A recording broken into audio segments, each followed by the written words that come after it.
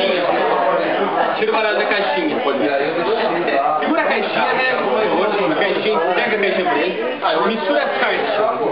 Vou pegar 52 cartas tirando os dois coringas. 52. Com as cartas, abre o baralho leve.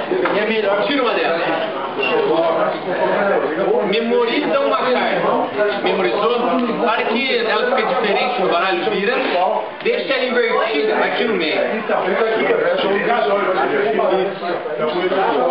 Única carta virada para baixo. Misture bem.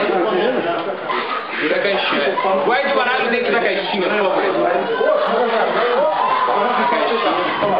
E a caixinha com o baralho no meu bolso. Vou deitar no dedo. O baralho se materializa.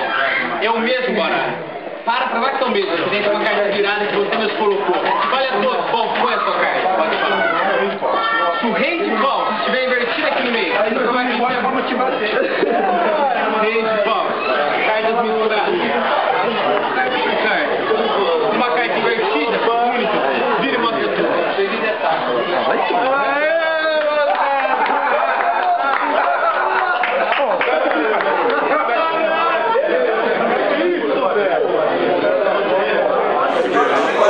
E a carta que você escolheu, que você pensou, estava virada aqui. Qual foi a carta mesmo? No meio da galera. Qual foi a carta que você escolheu? Essa aqui.